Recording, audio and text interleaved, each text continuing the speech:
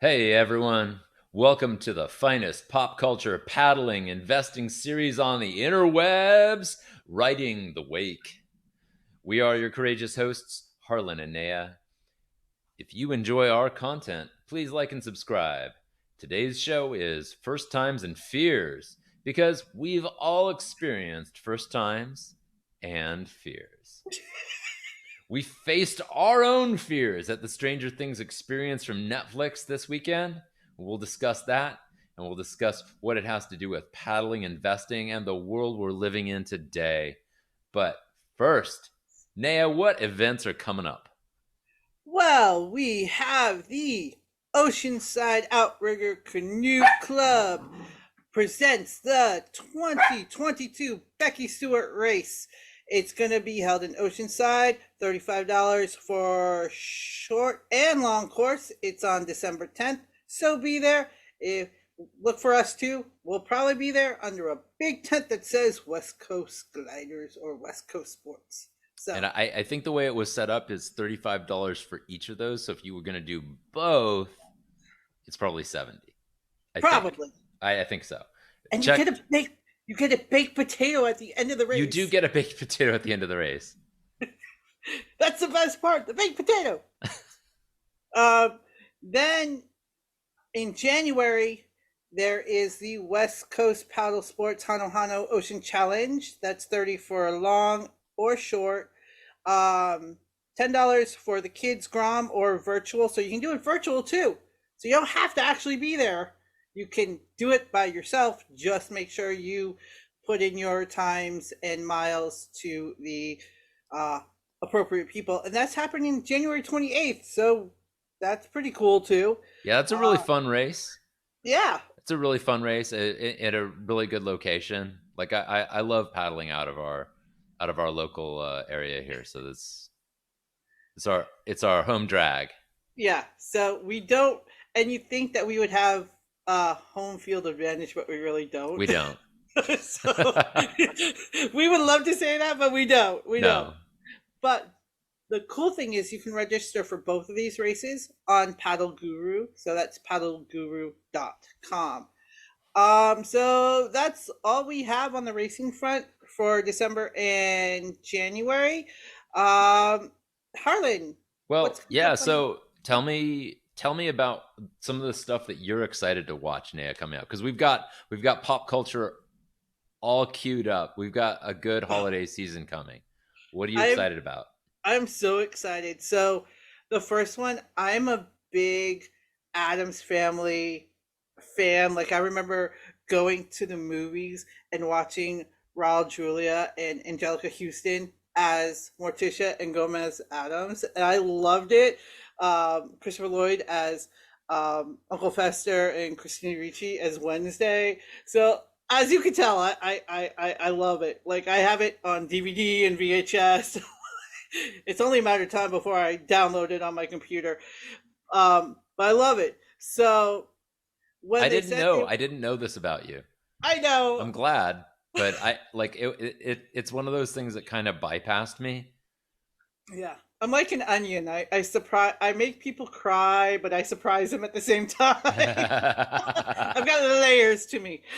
So, Layers. um, my husband started watching Wednesday, and I've seen clips and bits on TikTok where she's doing her dances, and so I'm like, okay, I gotta watch this. If my husband's watching it, then I gotta watch it because I'm a big fan. But sometimes when they start remaking or doing spin-offs, it's not really it falls short. You know what I'm saying? Sometimes like the Korean dramas we watch, they fall short They can. sometimes. They can. I So watched the first episode yesterday, and I was very pleased. I really liked Wednesday. I really liked the character. I didn't realize that it's a Miller and Goff production. I hope ah, pronouncing that right. That's the same production team that did Smallville, which I loved, yeah, especially in the early seasons. I really didn't watch that. It's okay. Sorry. It's okay. Sorry. But Miller and Goff, they're a really good production team. And the first episode was directed by Tim Burton. I don't know if he does all of it. That'd be so cool because But I he saw his name come directed. up and I was like, oh, really? Well, it only makes sense. He did the movies. I mean, come on. Yeah, but I didn't expect him to be I didn't expect him to jump on a television show. Anyway, That's what true. else are you excited about? So, you know how much I love The Witcher, right? I know. And you know how much I love Stranger Things, I right? know. What How do you is combine those two things, Naya? I know. How do you combine them? How do you do that? Enola Holmes. Enola Holmes. I seriously, I didn't.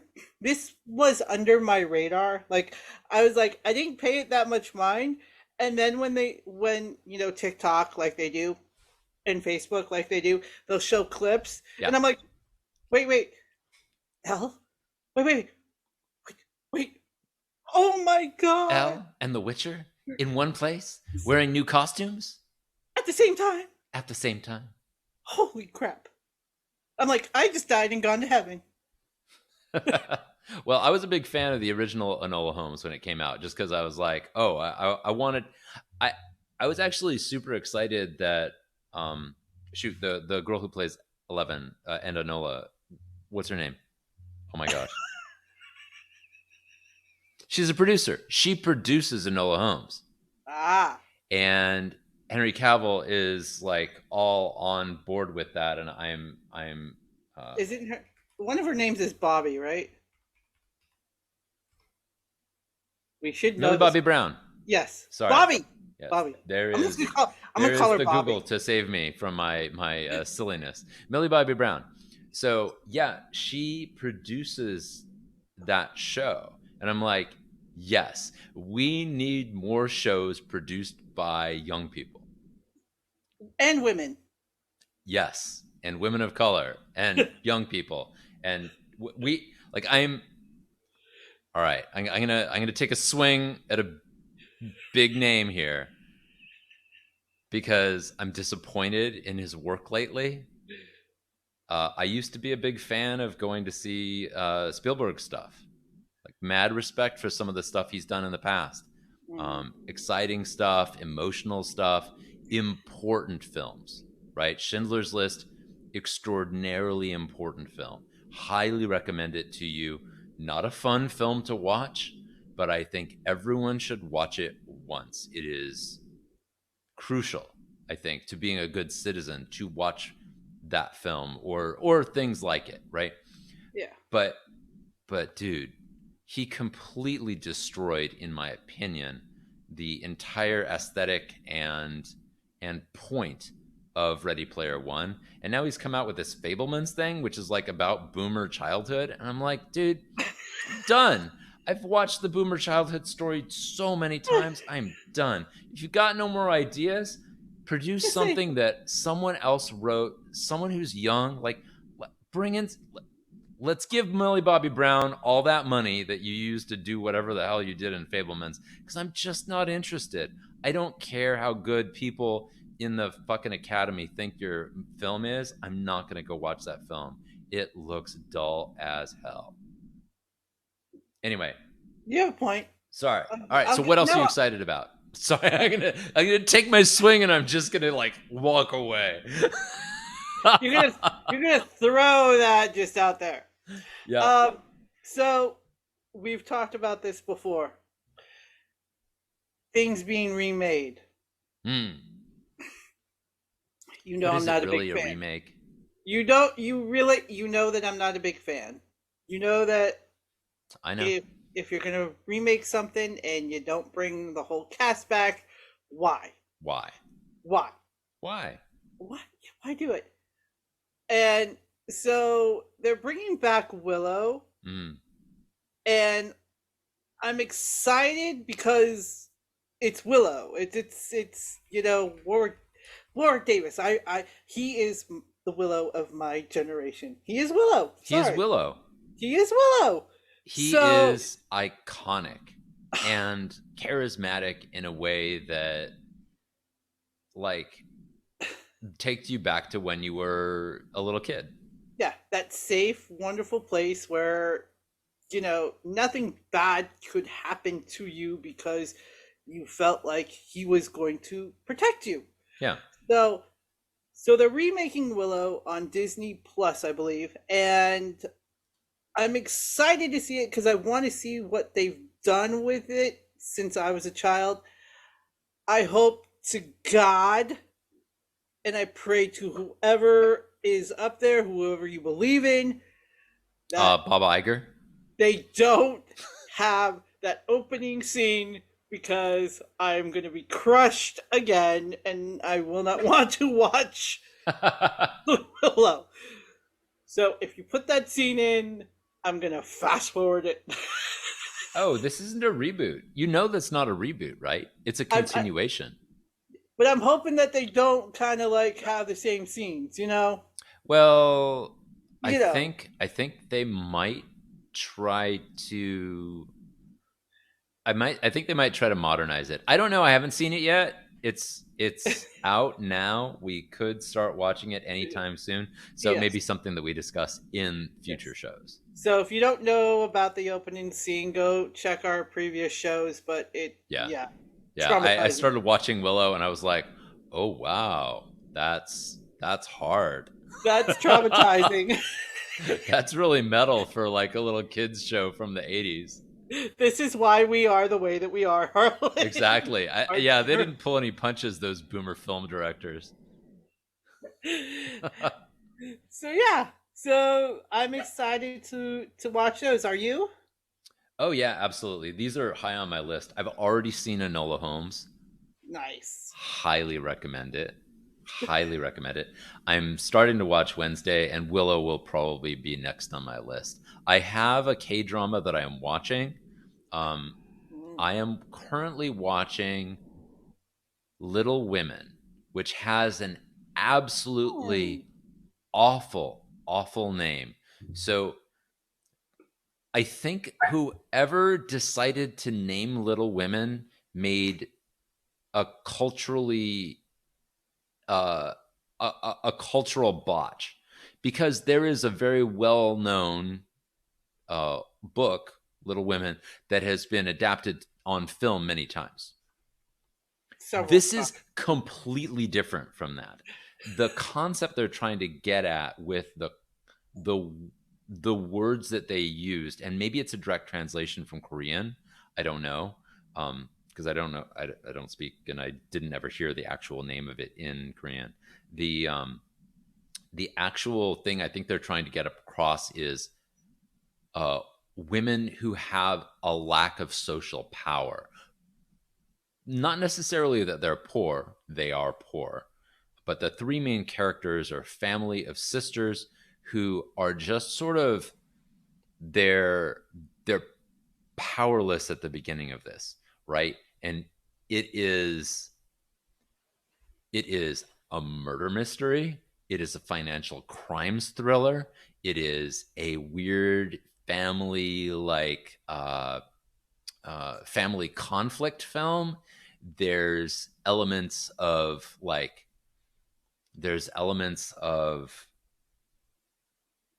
uh oh the oh my gosh, the movie where the guy takes over the other person's life. Oh, like Mr. Switch. Ripley, the talented Mr. Ripley. There's like elements of the talented Mr. Ripley going on in there where I'm like, because there's these double life things going on. It's Mhm. very cool. It's a little dark, so it's been a little bit of slow going through it, but it's next on my completion list It sounds for K dramas. it sounds interesting, but the slowness, yeah. Okay, speed up. Need to speed up, baby. Yeah, yeah, yeah, yeah. All right. So tell me about the Stranger Things experience that we both went to. All right. So we drove up there in my car, and June, my wife, and Naya and I all went up to this Stranger Things experience, which right now is happening in Montebello, California. fabulous Montebello, as you put it. Fabulous Montebello, California. I'm not gonna bag on the city of Montebello. Is it even the city? We don't know. Do we care? I don't No. know. It's fine.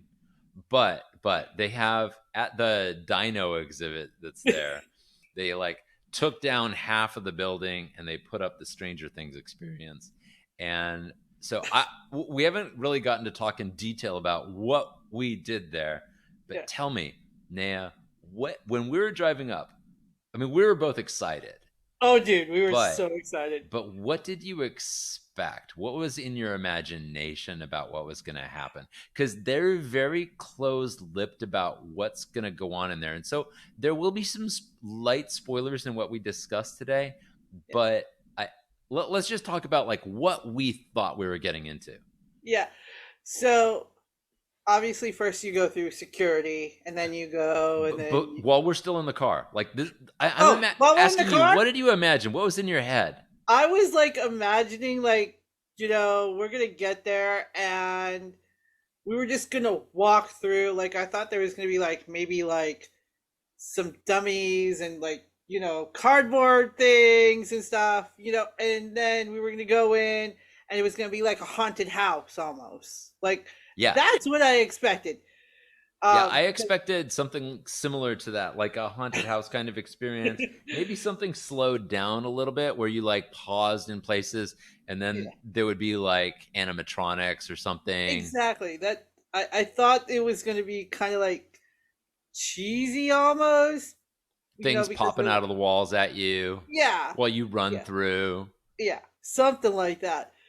Because it said it was only going to take 45 minutes to go through the whole thing. So I'm Yeah. just like, I'm like, how good can this be for like 45 minutes? Sorry. I was like, but we were really excited because you and I, we were talking and we're like, so how cool would it be if they brought, like Barb, they showed a picture of Barb or Eddie, or like we were like actually getting into it. I think we kind of like made your daughter and June sick in the car while we were talking about the whole That's true. so, We were like, all right, let's remember all the names of all the characters so that we know who we're talking to.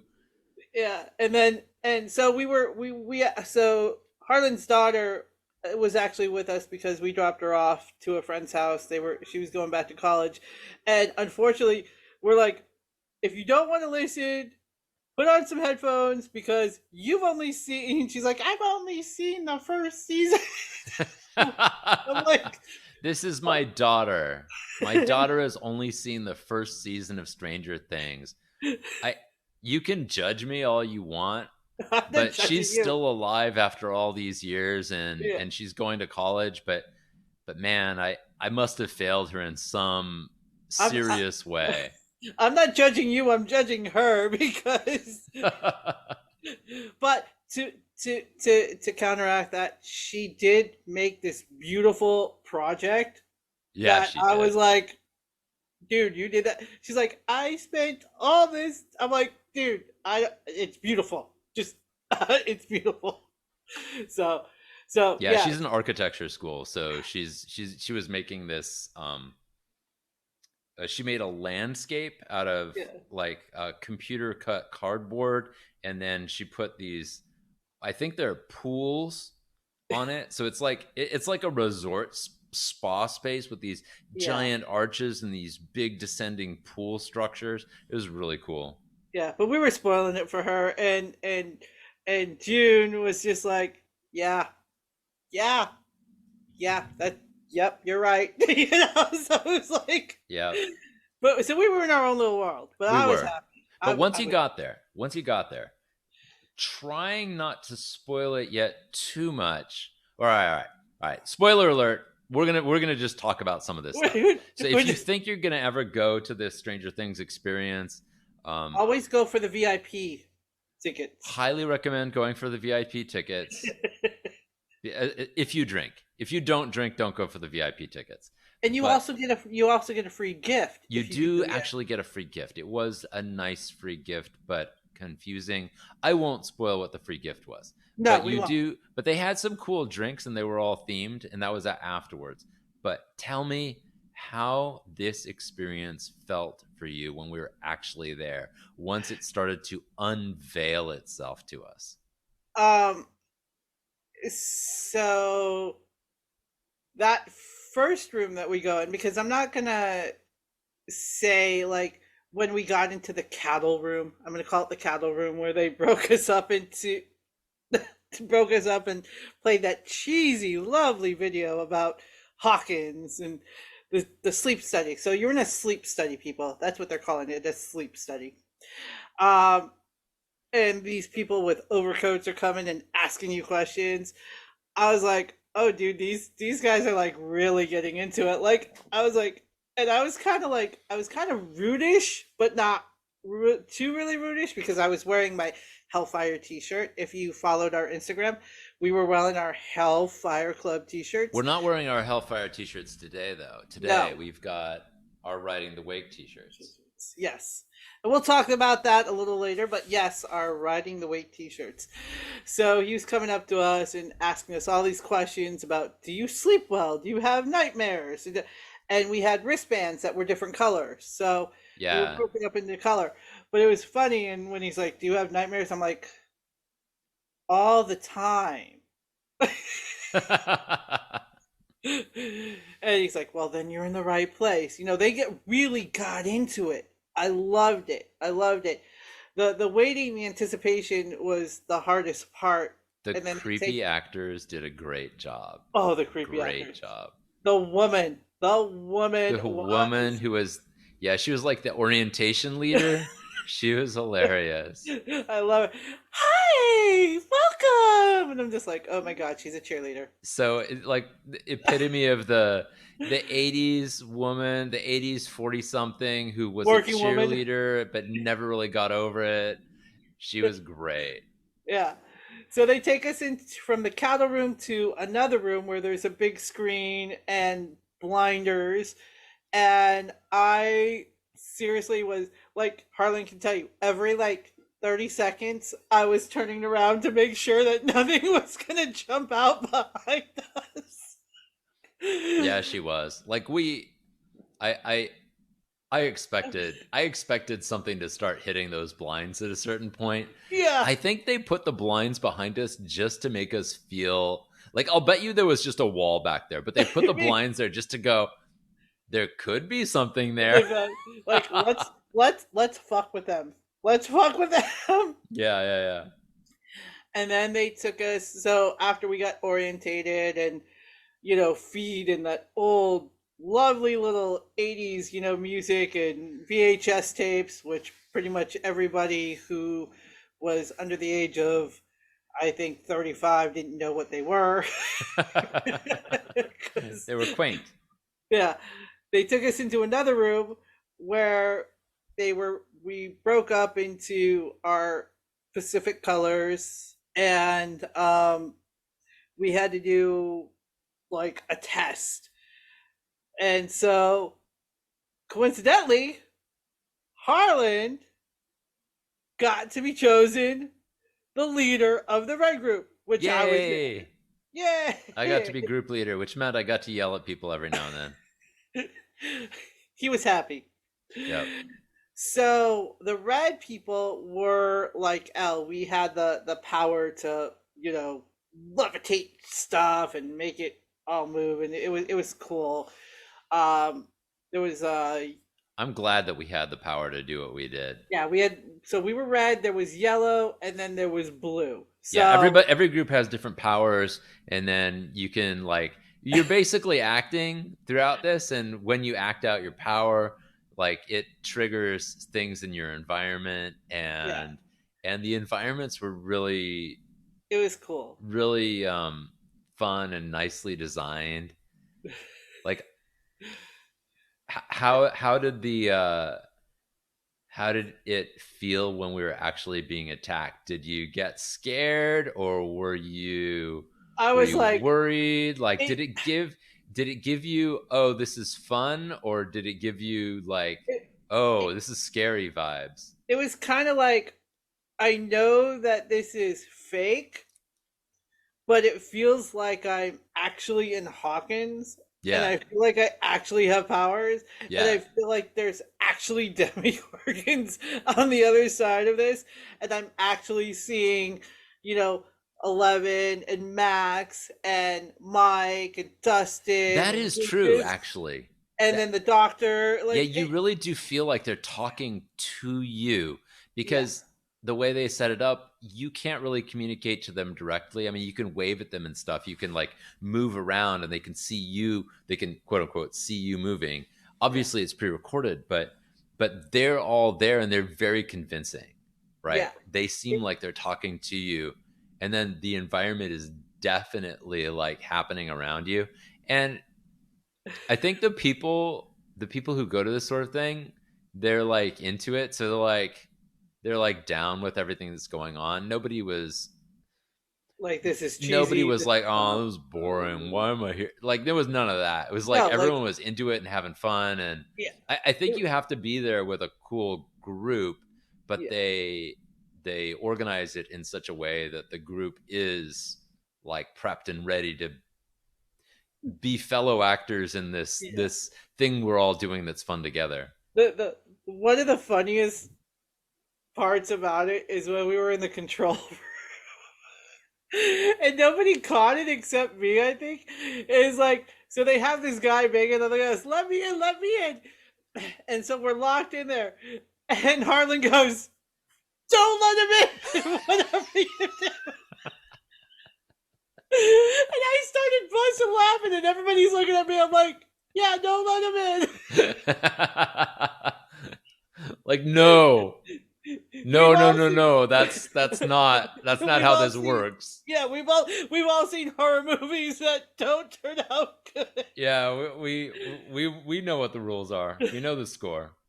All right. So would you go to another experience like this, or would you recommend doing experiences like this to other people? What kind of Dude, person would go? I highly, highly recommend doing an experience like this because number one, a lot of people who go are fans of the thing that they're going to go to. It's like going to a concert. Like, But you you're don't have to be no, you don't have to actually have seen the show. no, because everybody's going to be there to help you. Yeah. So I would highly recommend this. If you are looking for something fun to do, this would be a cool first date Oh, it thing. would be a great first date. But you have to get tickets way in advance. It would Yeah, be a all right, it'd be a good first date for someone who like you're friends with and you're like, "Oh, you know what? Maybe I want to take this to the next level and be like, "Oh, let's do a cool thing together on such yeah, and such a date." And you kind of leading up to something. Like if yeah. you're a planner, If you're a planner, yes. that'd be a good first date Um, for a like transition date. if my husband decided to surprise me with this for my birthday, I would be like, dude, this is the This is best. great. Wait. I'm Yeah, like, yeah. I For don't want anyone who's any. a fan of this sort of thing, I think it's fun. But you got to take people who are imaginative and who Yes. are good at playing. Like Yes. people who can still play. Yeah. Like there are So some people who I don't yeah. know. Yeah. But it was like the whole experience was awesome. And then at the end, you go through this tunnel and you're transported to Awesome Hawkins. That's what I'm going to call it. Awesome Awesome Hawkins. Hawkins. Yeah, yeah, yeah. So we're skipping the climax. You don't need to know. Yeah. Um but then you go to Awesome Hawkins. Yeah. Where there's a bar, there's surfboard pizza, there's a video arcade, there's Joyce's There's house. places you can take pictures in a picture There's, booth. There's yeah, even a uh, there's a phone phone booth. booth. Okay, so Harlan, we have to explain what a phone booth is. Oh, So, right. We have younger viewers. Oh, shoot. All right. So imagine that. I don't even know if I have something in my room that can like really convey what this is. Here, imagine this. I've got you don't have a Doctor Who thing? uh, where did I put it? I do have a Doctor Who thing, but that's a police box. A police box is different than a phone Oh, booth. So okay. you can think of Doctor Who's police box, but imagine it has glass, and imagine that you're inside of it, right? Right, you're inside this. Imagine this Thing. is glass, right? It's all around you, and then there's this big heavy thing on the wall, It's a and black thing. it's like It's bigger than you're this. like, okay, Yeah, I'm bigger than picking up this. this big heavy thing, and I'm like, and I hold it up to my face, and I'm like, hello, And then hello, you hello, dial. can you hear me? You Can you push hear me? buttons. You push buttons, You push the buttons on the push the buttons, and and then you talk into the there's phone, and then yes. you have a glass around you. We don't know why you need glass around you for this. I guess Privacy, maybe. I don't know. it's probably to keep the water from getting into the equipment. That's probably why. But on the phone, so there's a metal wire that attaches to the phone to the phone Yeah, apparatus. it's like a USB cord, but it's not. It's actually much more like this cord. It's like it's a Yeah. cord like this, but then it's got metal around it so that it can't be pulled off the wall because people fucking yank on it and yank on it and then eventually break it off because people are jerks and I don't understand. Yeah, so And you had to pay money, so you had to put money into this machine so you can make a call, or you coins, were yes, and it coins, would count your or coins, and then it would say, "Oh, you get 2.5 minutes for that quarter." I, yeah. Anyway, so that was cool.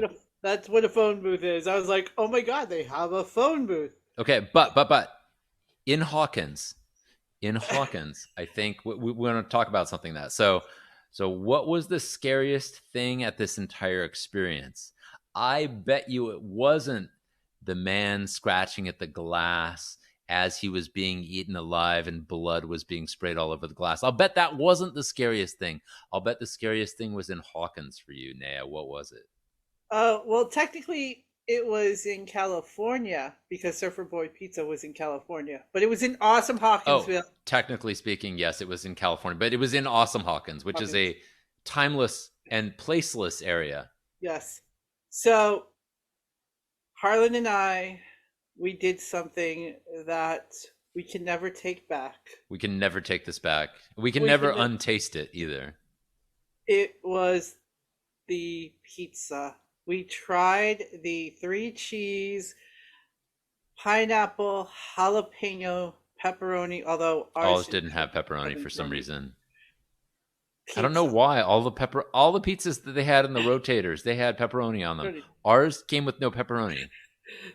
They just wanted to make sure that we tasted a pineapple, I guess. I guess. So I am a big believer that you don't put pineapple on pizza. I Agreed. I've I've been this way since I was a child. I don't like it. It shouldn't be there. But in the name of the show, in the name of our show, Riding the Wake, Harlan and I tried it. And I must say, it still does not belong on a pizza. It was the horrible, most gross tasting, scariest thing I have ever seen or eaten in my life. I will say this. I have had more disgusting things in my mouth. I'll just leave that at that. But I don't know if I've ever had a worse pizza. But there are like I have had unfortunately because I grew up in California, people would occasionally buy pineapple pizzas and I've tried them before. It compared to those, this was a little bit better, I guess, but like they're all pineapple pizzas. It's like, "Oh, is this Pineapple. pile of unnecessary ingredients that's all glom together better than this pile of unnecessary ingredients that's all glommed I, together? No, none of them is good. no. It's just that one of them is more palatable than another. And I'm sorry, Argyle. Try it before you deny it. We tried it, And then we denied it. denied it. Yeah, yeah. So I considered for a moment getting a whole pizza just because I was hungry. And yeah, apparently Naya is the wise one. She talked me down really fast. She's like, it's got pineapple on it, dude. And I was like, right. You're like, well, we may get hungry on the way home. I'm like, do you really want that smelling in your Tesla? Yeah. And I was like, yeah, no. I'm like, let's just get a slice. If we like a slice, then we'll buy a pie. All right. Well, let's switch over to paddling. There you go. We've been talking a lot about fears, and we were going to talk about first times and fears because this was our first time at a Stranger Things experience, and it was all about scaring you. And we have a lot of fears in our world, right? We have a lot of fears that we have to overcome, and Yeah. so paddling, anything new, right? Any new experience, you're always going to experience some element of fear, right? Yeah. But for paddling, I think particularly for some reason, when you start it, there are fears, and let's talk about some of those and how we experience them, how we overcome them or not overcome them. I don't know. Yeah. So Naya, tell me, when do you feel like you're going to die at practice? Oh, every damn time I step on that boat. Just hit it right there. No, I mean, there are some days where you feel like, oh my god, I can't do this. I'm not in shape. This is not good. I'm not breathing right. I'm out of sync. And so, Oh, for me, it's like, oh my gosh, my shoulder is just gonna seize up, or my yeah, wrist. If I move my wrist one more time, I think it's just gonna the collapse. yeah. Or for me, when they say more body, go faster, like you can feel your muscles just like start to tense, and you're like, oh, and they're like breathe, and I'm like, dude, what have I been doing for the past like 30 minutes? It you feel like you're going to die. You feel like, why do I do this? Why do I put myself through this? If I'm feeling like I'm gonna die, why do I do this? And then you get your mental aspect of you're not good enough. Why are you doing this? They're better than you. It's all that mental fear that you have to get over. But so in practice, I feel like if I don't feel like I'm going to die at each practice, which sometimes will go easy, if I don't feel like I'm gonna, if I don't feel like I need to get to that point where I feel like I'm gonna die, I don't feel like it's been a productive practice. Now that can be physically, that could be mentally, that could be spiritually, that could be, It's not a good emotionally. practice unless you're at the edge of like your limits. I get it. Yeah, I get yeah, it. No, I sometimes I feel like that too. I feel like at the end of the practice, I'm like, if it was an easier practice and I kind of am done and I'm like, oh, that was yeah. yeah, Yeah, I don't feel that sense of accomplishment. yeah, Okay, so tell me about this. yes. Paddling safe. Do you use protection when you're paddling? By what protection do you mean, Harlan? Well, do you feel safe in the water? Do you feel like you're going to drown? Do you feel Oh, like you're going to flip over and drown? so as far as that goes, I always know that there is a chance that my boat could hoolie, whether I'm in a 6 man or in a dragon boat or in my 1 man or a stand up, or even when you surf ski. There's always a chance that you're going to hoolie, right? I would say There's, especially when you surf ski. My yeah, my my my surf ski boat does not stay up. I'm not good at that yet. but there's always a chance that you're going to be in the water. Yeah. Do I feel safe? That's a two-part question, because if I'm not steering the boat and I know I'm doing my job, I kind of feel okay because I know the steersman. If I trust the steersman, okay, Mm. then that's his job to worry about the boat. My job is to paddle. My job is to listen to him. I feel safe when we're in the bay. In the ocean, that's another story. Ocean's another story, because you always think that ocean sharks are there. All these other creatures are in the ocean. There's jellyfish and Yeah. But then when you get in the bay, you're like, oh, well, jellyfish come over here, dolphins come in the bay. It's just like, but you never think about that. All I think about when I'm in the bay is I don't want a huli because that water looks disgusting. looks disgusting. This is true. That, The bay water is not pleasant. no. I mean, do you feel safe when you're paddling? So I I generally do. Most of the time, I wear a PFD. So I'll like most of the time when I'm paddling, I wear a PFD. That's mostly for convenience. Like I can swim pretty well. Like so, it's actually easier for me to recover from a huli if I don't wear a PFD. Yeah. So for a long time, I didn't really do it. But then because I want to keep my phone with me to take pictures and stuff like that, and I don't have like a good way of storing it on my craft, and because when I go out on the dragon boat, I hope that someone will invite me to steer, and you Yeah. have to wear one when you're steering. Yeah.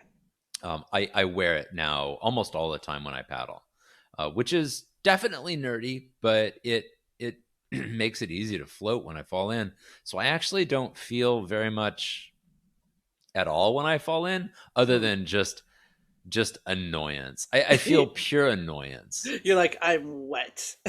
But I will share one experience. So the other day, I have a surf ski that is mainly my son's to use, and I took it out the other day with everybody, and the team started going back, and we were near shore. It's like fine that everyone went away, but I was having problems getting back on my boat. I got up on it, and then I fell back in, and then I got up on it, and I fell back in, and then I was like, oh, this is going to be one of those. One of those And I days. realized, and I was like floating, and I was floating in my PFD, and I was literally like a quick paddle away from the shore, or not a quick paddle, but I like a quick doggy paddle like back to shore if I really wanted to. But I was like, I'm gonna get back in this boat. But there was a point at which I was like, okay, I'm getting cold. It wasn't even as cold as it is now, because it was like a month or two ago. I'm getting cold. It's getting difficult for me to get back in. I'm like, oh, this is how people drown. I started to understand, right? Because I had never really done that before. Because when you get back into an OC, you've got the AMA. And as long as the AMA is, as long as you're leaning correctly and there's not a Yeah. lot of like wake messing with the boat, you're going to be able to sit up on it and kind of catch your breath. But with the surf ski, you kind of have to just sort of lay across it for a little while, or just, float in the water for a little while to catch your breath. I realized that I was stressing myself out Mm. trying to get back in, because you're basically doing a boat up. You're basically like you're Yeah. grabbing onto the edge of it like this, and you're like, Yeah. oh, all right, you're climbing up over it. You got to flop over the surf ski, balance on it, wiggle around, get your butt into it the right way. It's all very annoying, and you got to do this without losing your paddle. Um, Oh. it it's kind of physically intense, and then I realize after the sixth time I fall back in the water, now I'm exhausted and Yes. cold, and I'm like, okay, if I was on the ocean right now, I would need somebody to help me. Here, I'm like, fuck it, I'm gonna do this. And so I waited, right? I gave myself like permission to just chill for a minute. I watched my watch because I could see that even though I hadn't been paddling, my heart rate was still at like 130, 140. And I was Yeah. like, whoa, I'm just sitting here and my heart is like thumping like crazy. And I waited for myself to calm down because I'm like, the reason I'm falling in isn't because I don't know how to get into a boat. And it's not even because like I'm slipping or I'm not doing it right. The reason why is because like I was in fight or flight mode and I didn't have the calm to be able to balance once I got onto it. Because I was getting on fine and then I would go whoop right back in. Yeah. I mean, I've experienced that um in the ocean when, I mean, luckily, I knock on wood, I haven't hoolied that much in the ocean. It was only in a race, Yeah. I think one race that I hoolied, but it was, we weren't out yet, you Yeah. know. But it's just the ocean, and you're like, oh my god, I gotta get back up, you know, because it's the Yeah. ocean, and you It's know, the ocean. and yeah, and then you know you're right, you're absolutely right. The body gets tired after a while, and you're like, oh my god, how, like after the fourth try, you're like, how am I going to do this? I have to get up. My arms are tired. I'm in the cold water, you know, and at that point, you don't want to like call somebody, but in the back of your But mind, you you're just like, should. but You like should. if somebody's going to be near, they need to. Um, but yeah, you, that just physically and mentally getting yourself up into the boat after hooling four Yeah. times or five times, that's when it's like, oh my god. And then And it's the amount of time in the water, right? So there are yeah, some you want to get into your boat fast enough that the water doesn't absorb your body heat, yes, because it will absorb your body heat so much faster than the air will. yeah, It's nuts, and you can't like in the open air. You can exert yourself and keep just sit there, and your body will generate enough heat from your fat stores and from your food stores, right? yeah. But in water, no, it conducts your heat away too quickly. I'm gonna tell you, when you fall into that cold water, your first priority, you pop up and you're like, oh, I gotta get back into my I boat. gotta get back in the boat. I know. Like that's your first thing. So yeah, so there, I think we've done it. Mental journey. Yeah. So when I started paddling Many years ago. 3 years ago, I hated hooling, and I remember I used to hurt myself when I'd hoolie because I would try to stay in the boat by using my feet to brace myself, and Oh then you would god. hit the front, like the top of your foot, your Oh bare foot against the little spray cover that's on the yeah. OC1. So what was your mental journey on becoming comfortable with hooling? Um, I, I mean, it's funny. Like the first, every time you get in the boat, you're always thinking, I don't want to hoolie. I don't want to hoolie. I don't want to hoolie. So I've changed my approach and saying, if I hoolie, I hoolie. I get wet. We'll get, and if I get wet, at least I got that hoolie out of the way. You know, um, it took me a long time to get there. Um, Red was the first one. I think I hoolied four times in a row. And he goes, are you done for the day? I'm like, I think I'm good for the day. I'm done paddling for the day. And then the very next day I went back and I think I hoolied about four times again. And he goes, you're getting really good at hooling. I'm like, I know. If I could just get the paddling in, then that would be fine.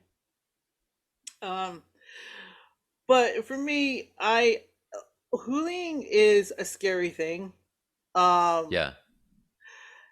and it's just another veil that you have to lift, another veil that you have to go through. It's just like when uh Steve and Karen, Jewel, they wanted to take me out to the ocean, and I don't like going out in the ocean in my one man. I Yeah, don't like it. yeah, I will do it by myself. I don't know why I do it by myself, because I like getting the miles in and then I'll just come right back. yeah. But I'm scared of going in the ocean. And Steve Steve Jewell told me this one thing. He goes, and so we're sitting in the jetty at Mission Park. You know where that jetty is, I know where it is. Yeah, and it's not an easy jetty it's not an because easy jetty. and so we're sitting there, and he goes, and I'm seeing the waves, and waves are coming. I'm like, oh, he goes, it's okay, you're okay, you're on your boat, and he goes, we're gonna just paddle just a little bit further. So we paddled, and he goes, you want to go over there? And there's little rolling waves over there. And I said, but there's waves. And he goes, is this water different than that water? And I'm like, no, they're the same water. He goes, it's just moving in a different direction. I said, yeah. He goes, let's try it. So we went over there, and then once we get over that spot, I'm like, oh, I'm still here. Oh, then I see another patch of water. Is this water different than this water? No. Okay, let's go here. So mentally, it was just little steps to where I'm using that with the kids that we teach. You're like, I don't want to go there because it's different. And I'm like, so we just ease. Is this water different than that water? No. Well, let's go there. Is this water different than? And then by the time we get to that point, they're looking back. I'm like, look how far you've come. They're like, oh, I made it all the way to the dock, or I made it all the way to like the opening of the jetty. So Yeah, yeah, yeah. that mental journey. So I hope that explains a lot. Does that make sense? Yeah, it makes sense. So Cool. let's move on to Yes. our last topic for the day, which is Yes. riding the wake, reading the waves. New industries and investing. So this part, children's kids, is Harlan's Harlan's little baby here. So as we told you, we went up to LA, and I drove in his, well, I didn't drive. I rode in his Tesla, an electric car, which I'm really not a big fan of, but I can see the finer points of why he chose it. Um, but I want him to talk about the electrification of world vehicles, especially this thing called the electric semi. If you can talk about that, and if you can tell me what difference or different, and what does the future hold for the electric vehicles, especially with maybe your Tesla or something, because essentially you have a computer that drives a car mostly by itself. Yep, I do. So I let do. me let me give you the floor, and you can give me more education on it. All right. So right now we've entered a very weird transition point in energy where you can buy and produce energy from renewable electricity sources more easily than you can to mine it, right? So your solar power, your wind, your hydro, and your geothermal. Mainly right now, the inflection point is for solar and wind. These are now coming online, and they are more economical than other power sources. But how do you use those to get around, right? So a lot of our emissions, a lot of our particulate emissions, and a lot of our carbon dioxide is coming from the fact that we have to drive with gasoline powered vehicles or diesel powered vehicles, right? And so there's uh, so they Tesla delivered their first electric semi to Pepsi yesterday with a big event. I watched this. It was fun. Is it the new Pepsi generation? Call back. Deep cut. Deep cut. Thanks, Naya. And yes, no, it's not. But they did have big old Pepsi logos all over the truck. It was cool. But this event, if you don't want to watch it, I'm going to give you a quick rundown. It's basically like them talking about the tech specs of the truck. There's some cool shots in it. There's a shot of their truck blasting past another big semi on a 6% grade going up the grapevine, I want to say. It was like this really tall hill, and the Tesla semi is like charging past this other truck and a bunch of cars. This thing is fast. They say it's got 3 times the power of a normal diesel engine. Oh wow. It has 3 engines, and if you're just cruising like on the normal road, the engine for it is about this big. They said you can just hold it in your arms, hold it in your hands. It's not a big engine. It's the same engine. It's the same powertrain. They have 3 of these apparently. They have different functions. One's for like just keeping you going, and the others are for additional torque if you need them on the rear wheels. And they're based on the powertrains from the Tesla Plaid, which is the fastest production car I think in the world. Definitely the fastest. If you see a Tesla Plaid on the road, know that it will humiliate any car that's out there. It doesn't matter if it's a McLaren or a Porsche or like Lamborghini. Like these Teslas can smoke any of them. They basically put a bunch of these in each of these semis, and they're like, well, congratulations. Now you can tow 82,000 pounds. Yay. 82,000 pounds, which is super cool. So apparently Tesla got an order. The first order came in from Pepsi, and it was for 100 trucks. So they're going to be sending their first 100 trucks out to Pepsi, not including the ones that they're making for themselves. So Tesla's actually going to be running these for themselves. But the big difference here is, I mean, there are a lot of differences. I would say the big difference is companies that are going to be able to essentially fuel their own vehicles by buying solar or other regenerative power systems and battery systems so they can have their own charging stations. And they eventually, once they recoup the cost from the initial investments, they're basically making money because they're charging using sunshine or wind, and every mile that they go, once they've recouped their costs, is essentially free. Okay. So I have a question for you. Sorry. Oh, Hooli. Hi, Hooli. I think Hooli's a big fan of that now. Yeah, Hooli should be a fan of it because, I mean, it's going to be great for everybody once it happens. Come here. Say hi to everybody so you can... Hi, Hooli. Okay, good. Okay, you're good. Thank you. Okay. Okay, so here's my question, because I asked you this when we were driving in your car. Yeah. Right?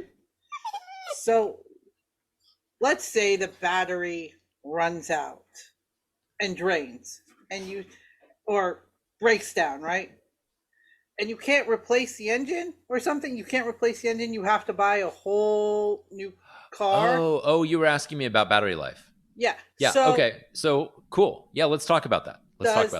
So on a traditional internal combustion vehicle, you have a certain amount of time before you must replace your engine. Your engine basically wears down over time. It has lots and lots of moving parts, right? And so your pistons are moving in your shafts, right? In the piston shafts. And your cams are moving the camshafts. And every time these metal pieces are moving against each other, they're grinding against each other. So the piston itself may hit the edge of the shaft, and then the pistons have They're not gaskets, but they're like circular clips that go around them, and they slide up and down inside the shafts every time it happens, right? So, there's metal on metal scraping and scraping and scraping and scraping and scraping over time, and it's designed to expand to a certain point. Yeah. But eventually, every internal combustion engine car has to have an engine rebuild, right? And so you can take that engine out, you can either do a rebuild on it, or you can get a new engine, you can plop it in there. Mhm. Do people do this? Yeah, they'll do it with classic cars. You might do it with a truck. You might do it if you like had a young engine and you blew it out for whatever reason, a mishap or something like that. You might do that with a Tesla vehicle. I don't believe you can replace the battery pack itself. I believe it's integrated into the vehicle too much, especially the new ones. So the new battery packs, the way they're set up is they've got these they're what's called structural battery packs, right? So they literally on the new designs for the Model 3s and the Model Ys, the battery packs literally form the floor. So they are cylindrical, and then they have sort of this cement glue goo stuff that goes in between them, and so they can expand and contract within that area, and they're structurally very solid, and so they form the floor of the car. That's the design that they're going toward for everything. So the Cybertruck's going to be like this. I have no doubt that the Semi is designed like this. You've got these giant structural battery packs. You can't take it out. It doesn't make any sense. So they're doing teardowns over at Monroe and Associates. They're the ones who like do like car industry analysis and stuff, and they're trying to like cut it apart and take it out, and they're like, this is impossible. Like, they're cutting it out. You're not going to be able to replace that battery pack. You have to buy a new vehicle. However, the lifespan of the battery pack is very long. Over time it does degrade. So like my battery pack came, and I could charge it to 100%, and I could get over 300 miles on my Tesla Model 3 at first. Right now, if I set it to 100% charging, I could probably squeeze out 280 miles, maybe 285 miles from it. So it's degraded some. And but I've already driven my car over 100,000 miles. So, I think I could probably get 500,000 miles out of this vehicle. so what is the lifespan of that battery? Do we know? No, I don't believe we know, because there are Teslas that are still on the road with hundreds of thousands of miles on them. My car is pretty old. I got it in 28, or it's a 2018 model, and I drive a lot. But there are people who got like Model S's before that, because Model S came out first.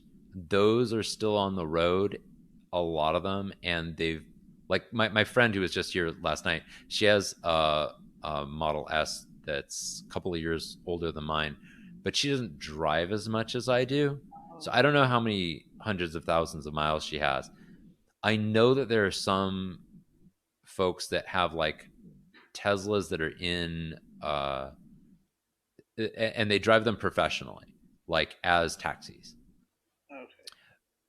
Those like I figure probably 500,000 miles, which is double or maybe even triple what a normal person would get off of an ICE car, an ICE vehicle.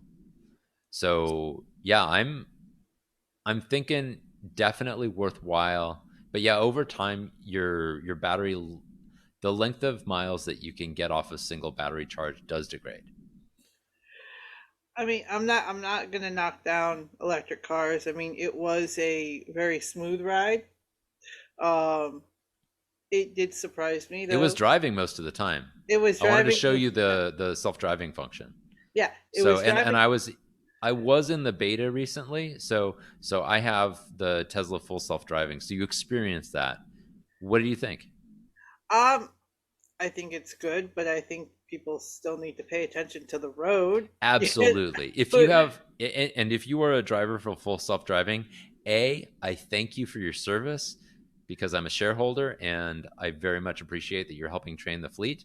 Yes. B, keep your eyes on the road and Yes. take care of your car because that thing can make some weird decisions at times. I mean, Still, most of the time it's great. it was good. It was smooth. I mean, it's kind of like being in just any other car. The thing that I thought was pretty cool and kind of annoying at the same time is that if you looked down or looked away, it would tell you or make decisions based on, oh, the car, you look like you have enough room, but then a car would just come straight, like straight up shot, and then your car would do this annoying sound, like a baby cry, like piercing your ear, like what? Yeah, I was like, what the hell is that? Oh, just a Yeah, car that's passing its us. I was that's like, its what? freak out sound. I'm like, I know. I turn that off for my normal driving, but when I'm training the computer, yeah. it requires that those be on. They're really obnoxious. It's like, oh, you went over the line. I'm like, yeah, I went over the line because it's safe to do so in this situation. It's fine. It's all don't gonna be fine. don't freak out, car. I Yeah, know what I'm doing. yeah, Um, I do love the screen. The screen was awesome, showing you how much battery life you had, how much miles uh, you were gonna get, and the map. I love looking at big maps in my car. yeah. I Having a big map is super I helpful. I hate looking at a map on my little phone. I have to listen to what it says, and I'm like, Okay, yeah, okay, yeah. I have to go left. Okay, I get it. But if I could see a map and see exactly what I'm supposed to do, I think it would be cool. Yeah. Uh, So let me say one more thing about the Tesla yes. Semi. Semi trucks make up about 1% of vehicles sold in the United, or is it in the world or in the United States?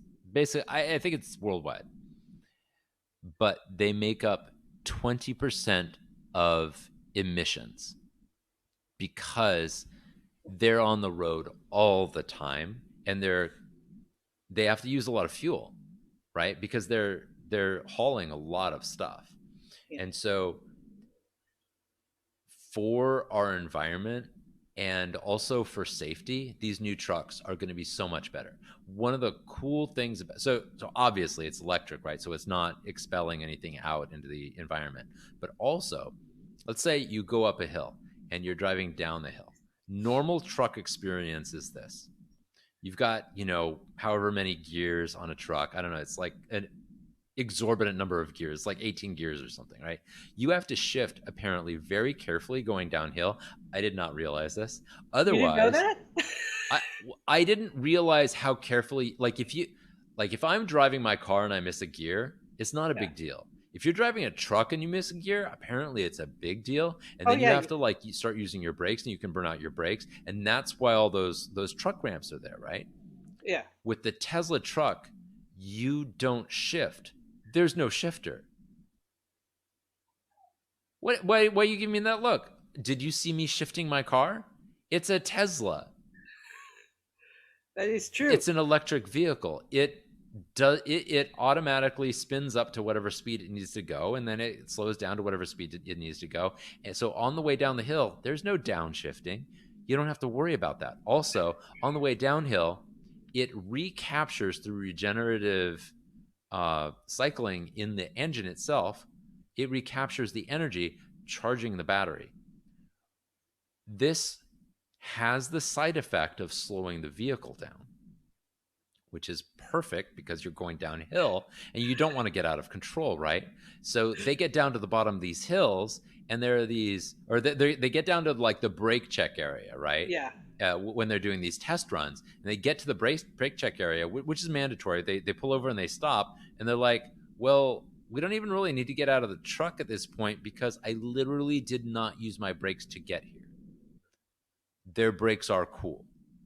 And then they get down to the bottom of the mountain and they're like, yeah, I didn't use my brakes again.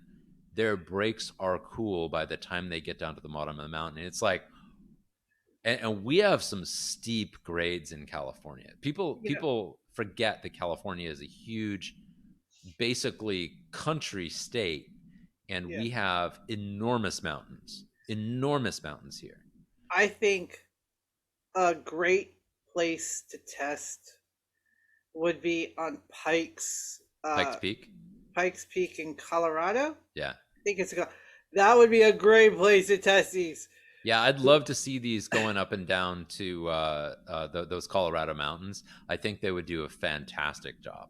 That would be Much the test. safer than what they have right now. Yeah, but I mean, we don't drive semis, so we don't. We don't. I don't know how they work. I mean, like I kind of have an idea, but I don't know how they work. But I mean, if I had the money, I would probably buy a Tesla. But then I would have to buy the charging station, and that's just too much. Well, soon the Teslas are going to be the most economical car you can buy. For right now, unfortunately, because they are so backlogged with production, they are charging a lot for them because their Yeah, production backlog is just crazy. and they can do But that because it's Tesla. their long-term plan is to have very inexpensive cars, and I expect, because batteries keep getting better and better and better, I expect there to be like a $20,000 electric vehicle that's every bit as good as my Tesla today within the next 4 or 5 years. Elon, give us a Tesla. Like you know how we did this. We got the stimulus checks from the government. Give us a Tesla stimulus. Yeah. Yeah. Anyway, All right, let's move on. that's awesome. I like that. So actually, let me make an ask to our viewers, all of our dedicated viewers, all our hardcore Double-digit fans. 4 or 5 fans. For the next Double-digit time, please let us know what trends you see coming and whether we should ride them or huli, so we can talk about them on our show. All right, now, what's next? So, you know that we kind of went over our shirts, right? The Riding the Wake shirts. So, we are making these. We're making these. We got somebody to help us. We are selling them for around $30 to $40 estimated price right now. And all the proceeds, or some of the proceeds, we'll decide. Proceeds. Yeah, we're not going to pay for the shirts ourselves, but we may put an added cut on there. Yeah. So proceeds will go towards the West Coast Gliders program, which Harlan and I give Volunteer our time coach. to. Yes, we're assistant coaches. We volunteer our time to help our wonderful, innovative guy who dreamt up the West Coast Gliders and started the program, Red Pedrick. And so the proceeds will go towards that, so we can maybe use it to buy a boat, or they can get new gear, who knows. But we just want to support the club that we help, and we would ask for your help if you are willing to do that. So you can get more contact. Merchandise hopefully coming soon. Yes. We're gonna probably put some choices up on our website. We're not gonna, so you're gonna have to actually ask us if you want these. So you're gonna have to contact us either.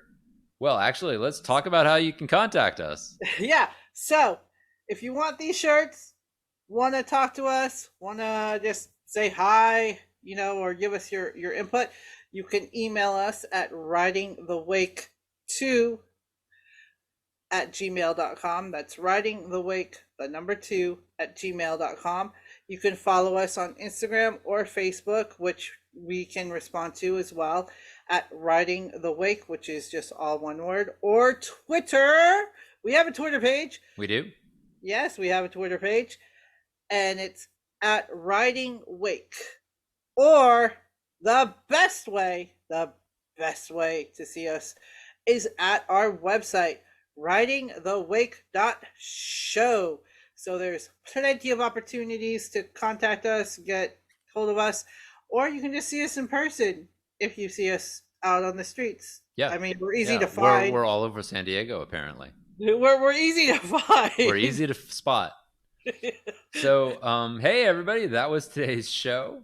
thank you for watching. And please remember to like and subscribe.